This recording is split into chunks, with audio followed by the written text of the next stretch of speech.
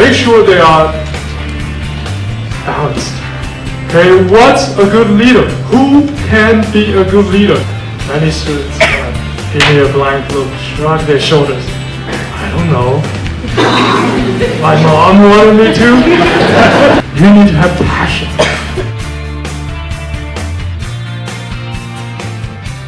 How does the competition honors relate to Ivy League school admissions? From our last 10 years of graduating seniors, there are obviously numerous examples, way too many to mention on one slide, but I will highlight a few. Kelly, she's actually one of the current crop, still deciding between Harvard and Stanford. Okay. Leon, also accepted by multiple schools. If I'm not mistaken, he's from Southern Cal. He's actually at Stanford, just finishing freshman year. Jonathan, already attending Harvard. I think he's going to third year there. Angela, also attending Harvard, and she's one of the Siemens winners among the group of students I show here. Many of our proud students, right? Mariana as well, already graduated from Harvard and has already been accepted to Yale Law School. By the way, anything can happen, even when you study science. You still can do pretty much anything you want to do, okay, when you're at the top tier. Fanning, also attending Harvard.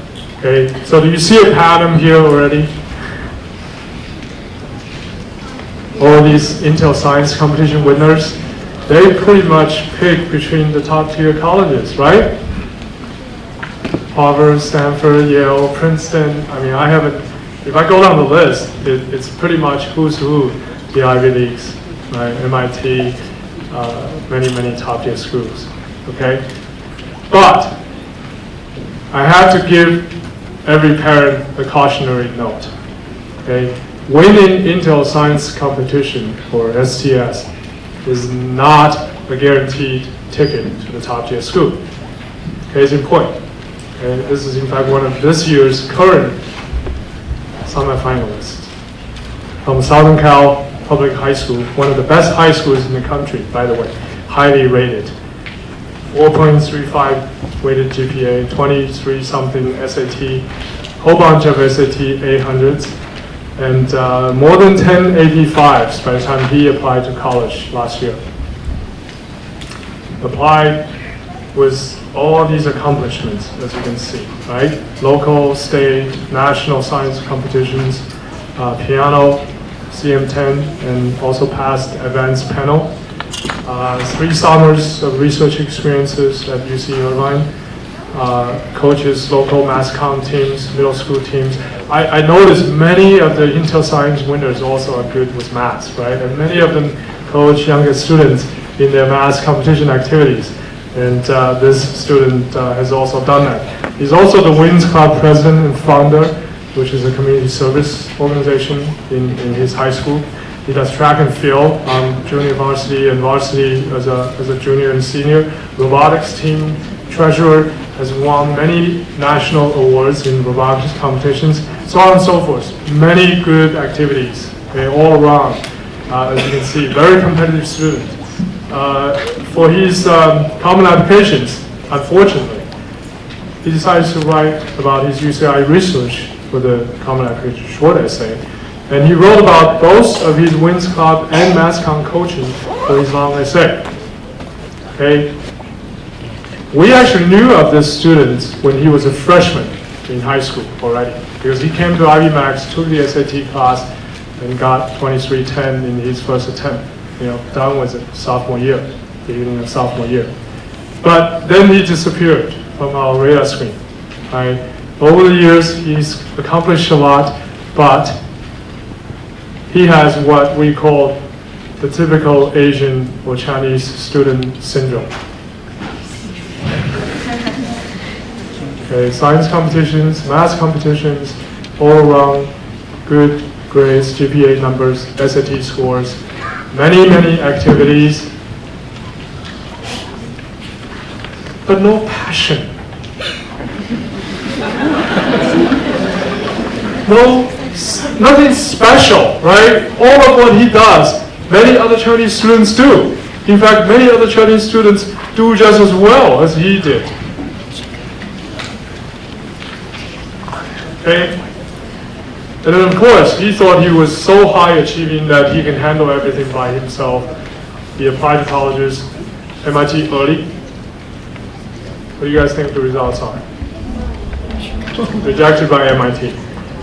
That's when his mother really panicked, collected all his materials, MIT applications, plus common applications that he's already turned into Harvard, Yale, Princeton, and many other top-tier schools, because it was already close to the middle of December.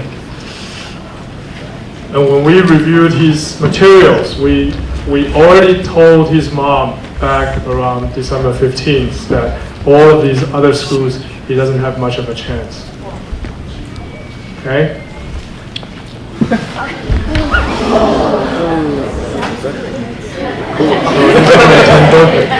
And I'm not saying Berkeley is a bad school. Berkeley is an excellent school.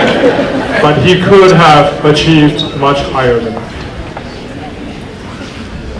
Okay?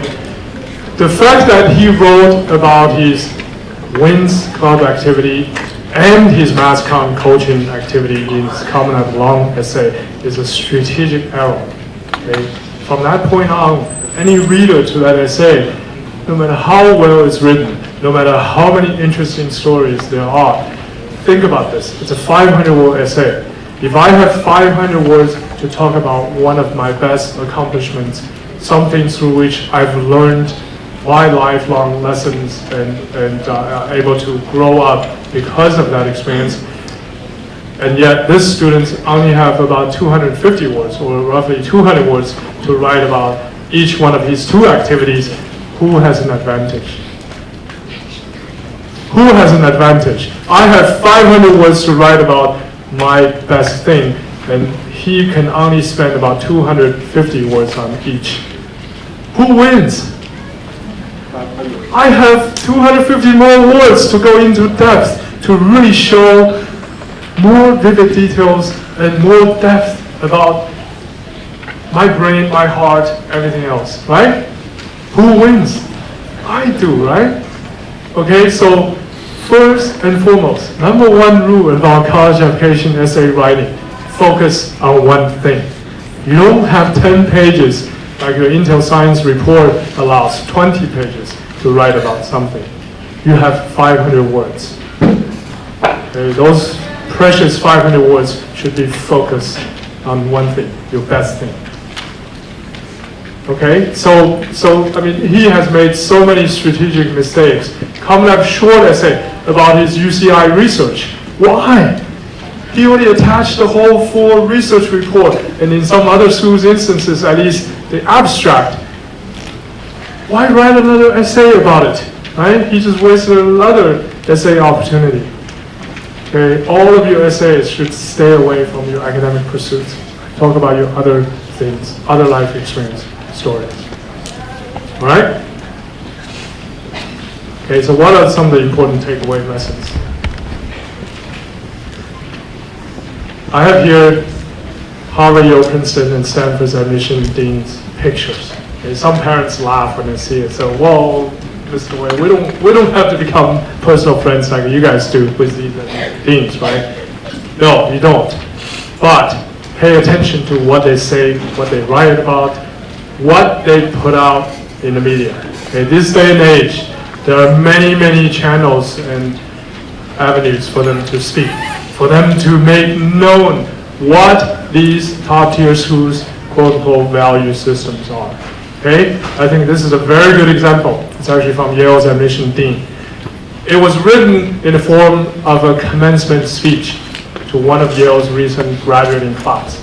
Okay, so as a commencement speech, we know that's the last advice for graduates who are heading out, who are leaving Yale as graduates, right? These are precious advice that Yale people are giving to their students. In fact, he asked 10 very specific questions in that speech. He said, if your answer to any one of these 10 questions is negative, you're not a qualified Yale graduate. That means you are not worthy of a Yale diploma yet. Okay, so I just randomly picked 3 out of those 10 questions. And as you can see, none of them really have anything to do with the graduating Yale students' what? Intellect, right? Okay, so in 4 years at Yale, what has the school done in terms of educating these youths, in terms of preparing them, getting them ready for society? Number 1, have you learned how to lead by putting your own ambition, your own benefits behind the common good? That's what they use to measure whether you have potential to be a leader in science, in industry, in government, in anything you do. Okay, what's a good leader? Who can be a good leader?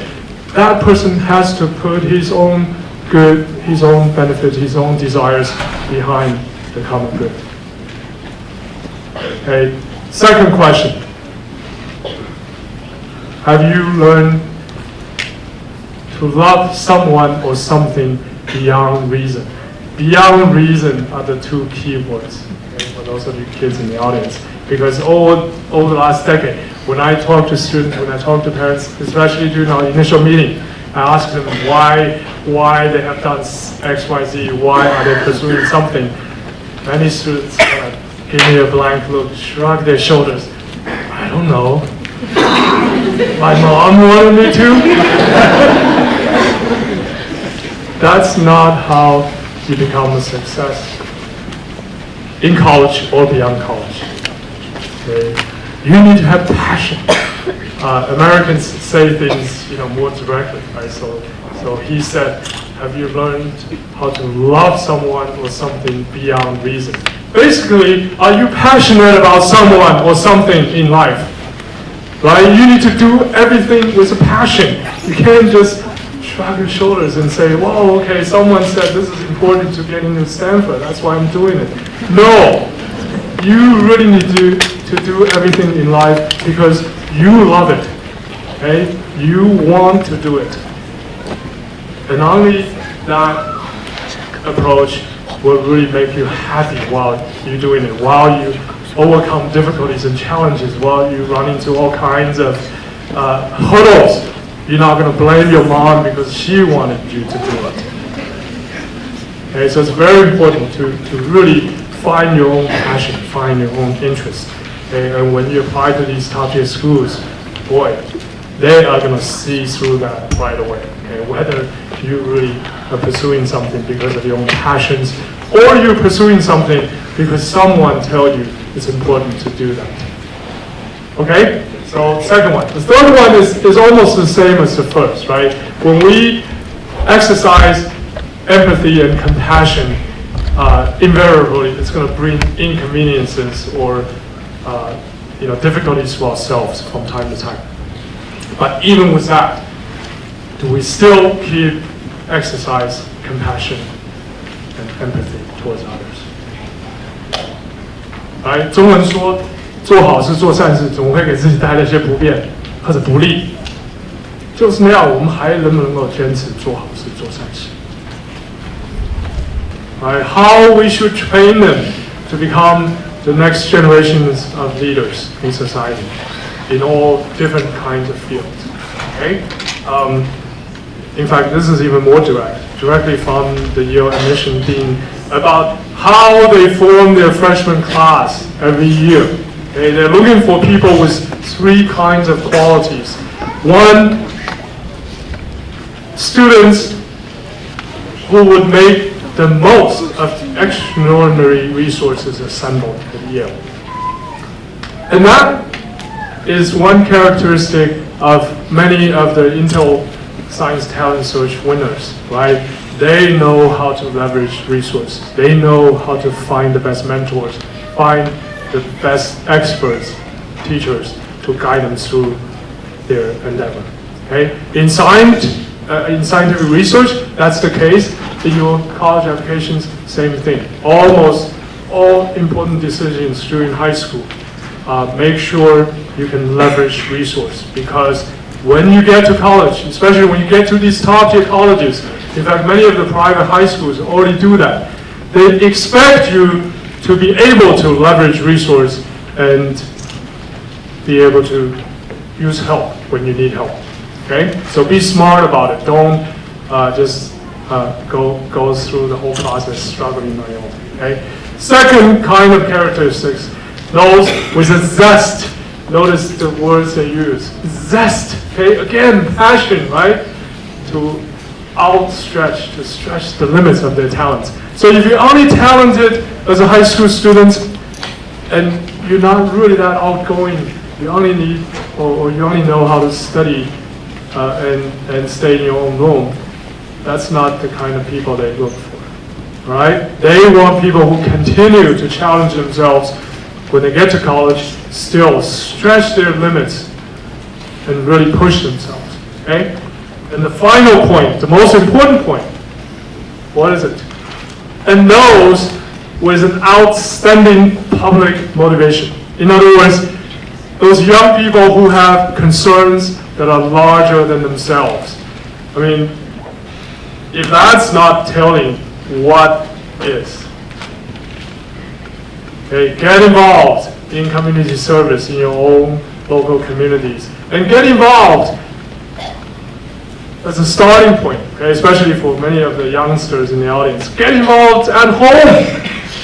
If you don't help your mom with family chores even, when you tell your interviewer at these science competitions or eventually college application interviews, when you tell them you want to do great things, you want to help others, you have all the empathy in the world to really care about others and help others, they're going to call your BS out right away. You don't even help your mom, who's your dearest and most loving and the closest. Who are you going to kid when you say you're going to help others? All right? So I do that all the time when I used to interview for Penn. Ask students very pointed questions and make them gasp and say, uh-oh. Okay? So really start from the small things, okay? Start from home. And really be someone who's compassionate about others, about your siblings, about your parents. Start from there. And then move beyond that and really to your local communities and to society at large. Okay? Really do something meaningful, do something worthy in your high school years. Okay. So what is the true significance of winning Intel honors or any other scientific competitions like the Intel competitions?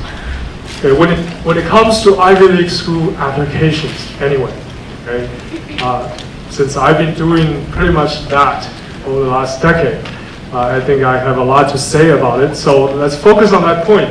When